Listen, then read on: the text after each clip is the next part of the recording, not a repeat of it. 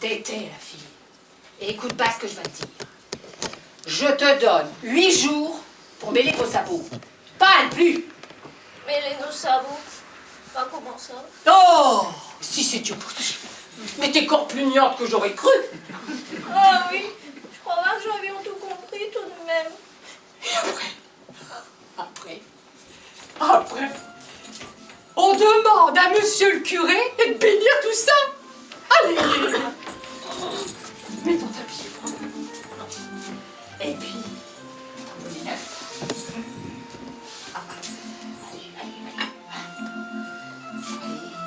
Allez. Et tâche à venir, hein, avant que l'autre s'avise de le faire. Voilà la mère. C'est le pays qui va être content, pense un peu. Allez, allez. T'es une bonne fille, toi. T'es une bonne fille. Ça oui, je crève, hein?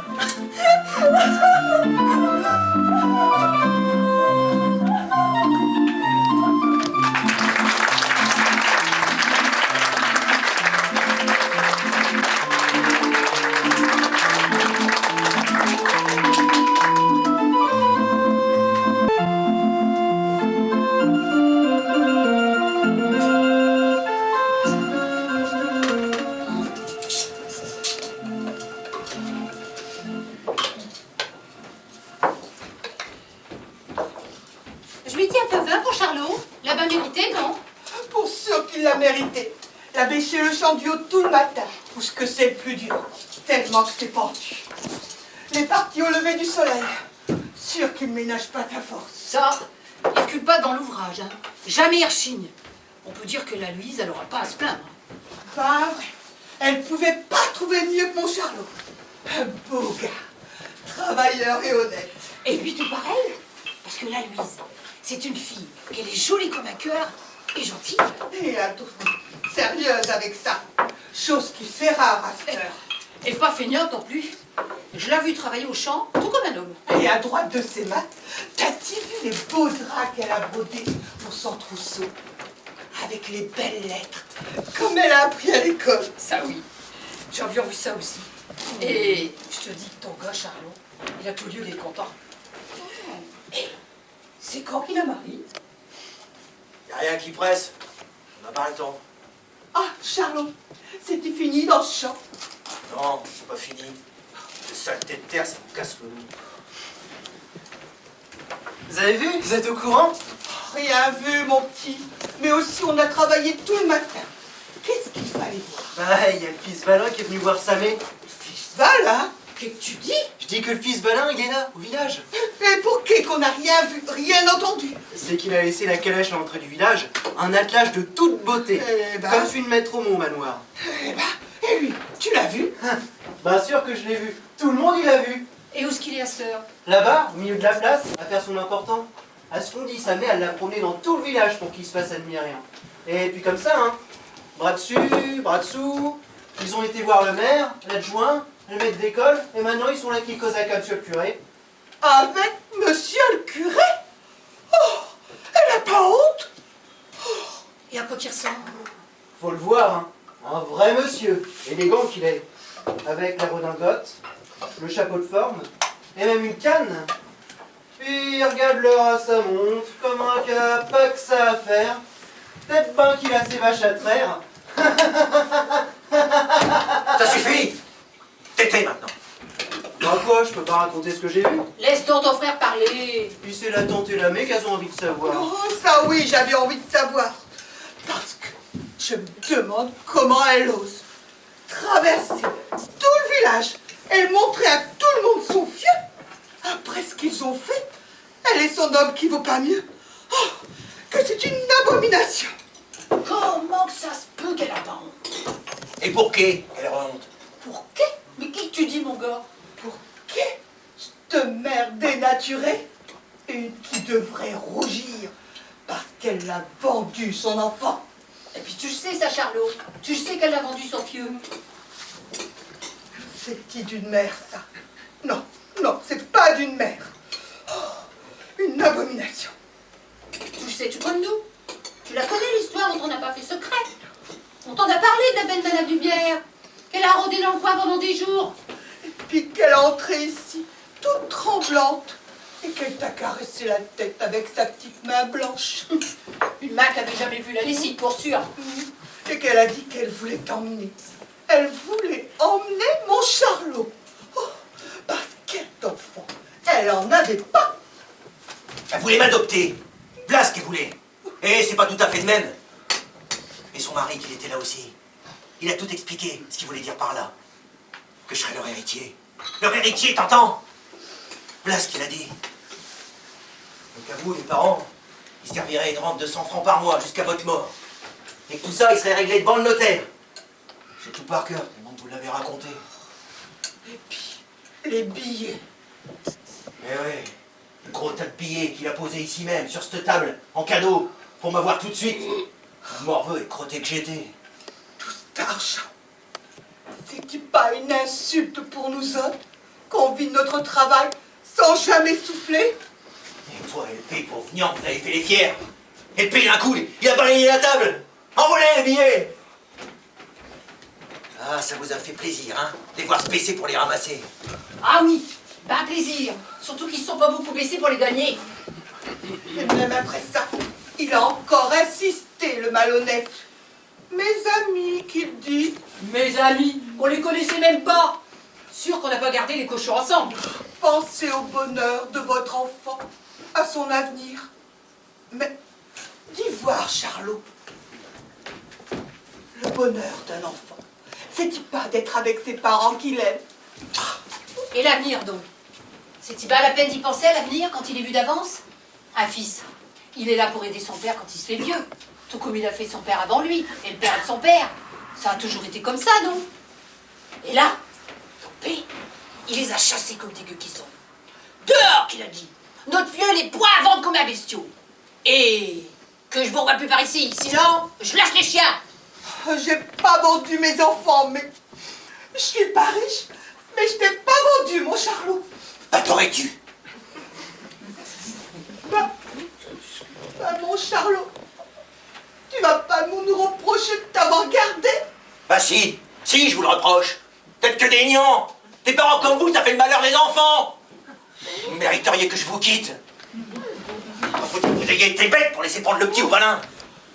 T'as pas honte, Charlot? T'as pas honte? Ta mère, elle s'est conduite comme une bonne mère. Tout le village, il est témoin. Pas comme la Valin, qui devrait pas oser regarder le monde. Ils auraient peut-être pas tous vendu ces moutards si elle aurait pu. Pour sûr qu'ils en ont pas profité. Ils sont pas contentés du pot-au-feu le dimanche. Il y a qu'à voir comme elle est grasse. C'est de l'envie, ça. C'est de la jalousie qui vous fait parler. Tenez qu'à vous d'en profiter, plutôt que... Vous aviez qu'à me laisser partir. Et puis, la mère, tu veux savoir ce que je crois? Je crois que des fois, vous avez regretté. Vous avez regretté tout cet argent qui vous a passé sous le nez. Hein? Dis voir un peu. Dis-le que t'as jamais regretté. Mais mon petit, qu'est-ce que tu dis? Qu'est-ce que tu dis? Oh, c'est pas bien possible. T'as pas de respect, Charlot. T'as pas de respect pour eux qui nous ont élevés. Et qui vous ont aimé. Moi, comme je te vendu, qu'elle a préféré remplir son assiette et ses poches plutôt que de le bercer, son vieux. Et si tu veux tout savoir, mon gars, et par moi, depuis plus de 20 ans, tous les matins, j'y crache devant sa porte tellement qu'elle me dégoûte. Parce que c'est péché ce qu'elle a fait. C'est péché, je te dis. C'est le péché, c'est de sacrifier ses enfants. Sacrifier, oui. Mes parents, ils m'ont sacrifié. Tuez-vous donc au travail pour élever des enfants. Et puis, au bout des ans, entendre des choses pareilles. J'ai vu l'autre ce matin. Mon sang n'a fait qu'un tour. Je me suis dit, qu'est-ce que je serais maintenant? Vrai, je sais pas mieux être pointé que d'être ce que je suis. Toujours à la tâche, tous les jours de la semaine, du matin au soir, attaché à cette terre tout comme une bête. Oh, faut bien gagner notre pain. Gagner notre pain? C'est une vie, ça? Gagner notre pain et puis voilà tout? Et puis cette odeur, là, cette odeur de vache et de purin, ça vous lâche pas. On mange dedans, on dort dedans. Toujours sale quand même qu'on se lave. J'en peux plus de cette vie. Eh ben, mon gars, c'est pas vrai que t'as pas de respect. Parce que cette vie, c'est la vie de tes parents.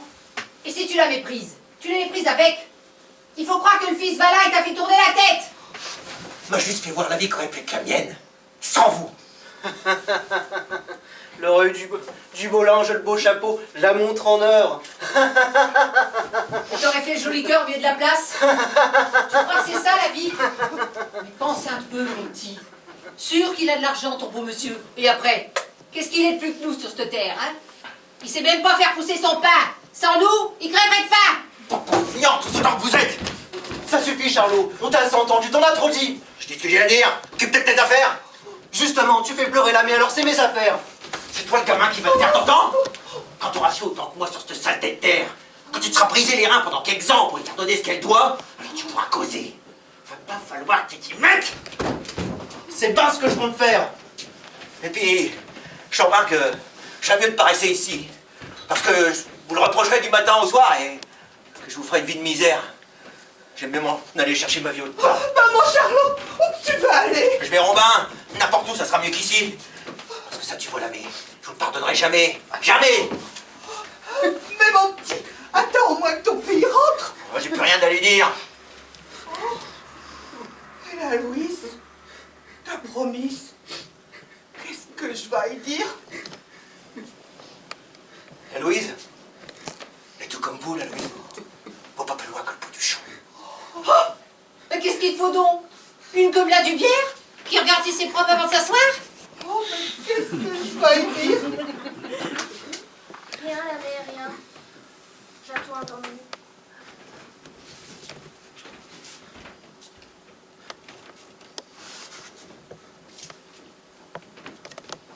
Oh, prends-moi un morceau de pain pour... Merci bien. Je veux plus rien qui vient de vous, rien. Maintenant.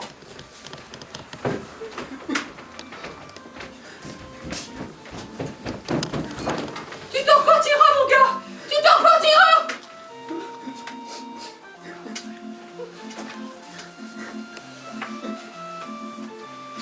Je crois bien que j'ai perdu mon frère. Que le bon Dieu te protège, mon petit. Que le bon Dieu te protège.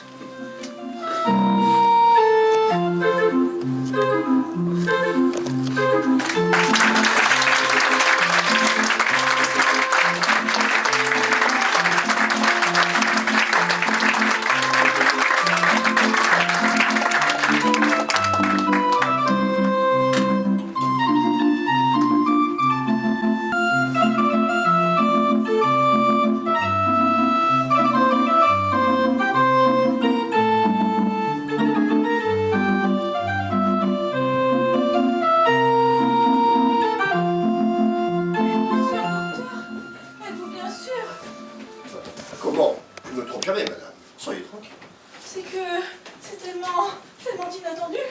Pensez donc, il y a une heure à peine, elle était assise ici, l'œil vif, le regard perçant, tout à fait elle-même.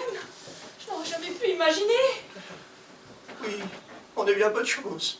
D'une heure à l'autre. Oh, vous avez raison, docteur. Faute. Mais docteur, restez donc un peu. Vous prendrez bien un petit quelque chose avec mon mari pour le réconforter. Oh, mon pauvre Alfred. Vous saurez sûrement mieux que moi lui dire les mots qu'il faut. Parce que vous avez l'habitude, n'est-ce pas? Tandis que nous... Bien sûr, chère madame. Ah, je vous en prie, docteur, asseyez-vous. Oh, dans des moments pareils, on est bien heureux d'avoir des amis près de soi. Oh, Alfred, redresse-toi donc un peu. Le docteur veut te dire quelques mots de consolation. Allez, il faut se tenir. C'est un moment à passer. Oh, c'est quand même une terrible épreuve pour nous, docteur. Bien sûr, chère madame, mais il faut montrer la fermeté d'âme. Ah, tu entends, Alfred? De la fermeté d'âme. Et puis vous verrez avec le temps. Oh, avec le temps peut-être. Mais ce soir, voyez-vous, ce soir... Encore une petite goutte, docteur? Oh, avec plaisir. Elle est fameuse. N'est-ce pas? Nous nous fournissons chez Fleury, au coin de la rue des Pédards. Fameuse. Et puis, vous savez, comme on dit, ainsi va la vie. J'en ai vu qui prenaient ça avec philosophie. Et tenez, la semaine dernière, rue de Puteaux, on m'appelle Jacob. Je trouve le malade très passé. Et la famille, assise auprès du lit, en train de terminer une bouteille d'anisette, achetée la veille pour faire plaisir aux moribonds. Oh, quelle honte, docteur! Quelle honte! Les gens n'ont aucun respect. Bien. chère madame, il me reste à vous remercier. Ah bah, je dis de même, docteur. On vous a dérangé si tard, On ne choisit pas son heure. n'est-ce pas? Eh bien, mon ami, venez donc faire un tour avec moi. Et quand on a des ennuis, il faut se remuer. Tu entends Alfred se remuer? Bien sûr, mais pas ce soir, non, pas ce soir. Bon, mais il faut se tenir, hein. Je reviendrai prendre de vos nouvelles.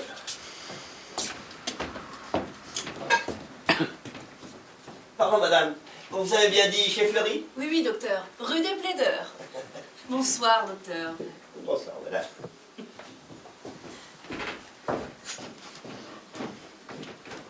Alfred, tout de même, tu aurais pu traquer avec le docteur par politesse. Je sais, ma bonne, mais... Je sais. Ce soir, tu as un gros chagrin. Oui, tu vois, c'est comme Je si... sais. Comme si tout à coup... Mais oui. Tellement de souvenirs, hein, tellement de... Rosalie Oui, madame. Rosalie, cette nuit, vous resterez là-haut. Mais, madame, là-haut? Avec qui? Mais oui, là-haut, avec la vieille madame. Vous allez la veiller. Oh là là, c'est que... Oh là là, madame, il faut vraiment... Mais oui, vraiment. Allez, remuez-vous. Et tâchez de ne pas vous endormir, n'est-ce pas? Mais ma bonne, c'est plutôt moi qui... Non, tu n'as qu'à rester là dans le fauteuil, et moi, je vais veiller ici. Moi aussi, je suis terriblement secouée.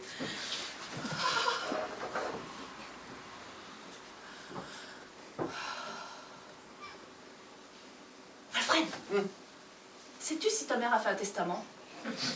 Un testament? Mais pourquoi un testament, puisqu'elle n'avait rien? Ça, c'est toi qui le dis. Bien sûr, pauvre maman. Eh bien, c'est une indignité de vertu. Enfin, voilà 10 ans que nous nous décarcassons à la soigner, que nous la logeons, que nous la nourrissons. Je sais, mais... 10 ans que je supporte ses caprices, ses colères, ses querelles avec les voisins. Ah, ce n'est pas ta sœur qui en aurait fait autant pour elle, n'est-ce pas? Moi non plus d'ailleurs, si j'avais su comment j'en serais récompensée. Mais oui, mais... Ah, je sais, tu me diras qu'elle avait une pension, et moi je te répondrai que sans nous, avec ses 3 sous, elle aurait crevé de faim. Mais si, pense un peu. Toute cette peine et ces tracas. Et même pas de testament. Oh, ma chérie, je t'en prie, je t'en supplie. Demain matin, il faudra prévenir ta sœur. Ah bah oui, c'est vrai, je n'y avais pas pensé.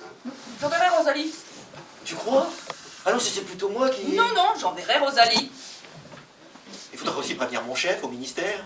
Prévenir? Pourquoi prévenir? Dans des occasions pareilles, on est bien excusable d'avoir oublié. Ne préviens pas, crois-moi. Ton chef ne pourra rien dire et tu le mettras dans un rude embarras. Oui, et dans une sacrée colère quand il ne me verra point venir. Oui, tu as raison, c'est une riche idée. Quand je lui annoncerai que ma mère est morte, il sera bien forcé de se taire.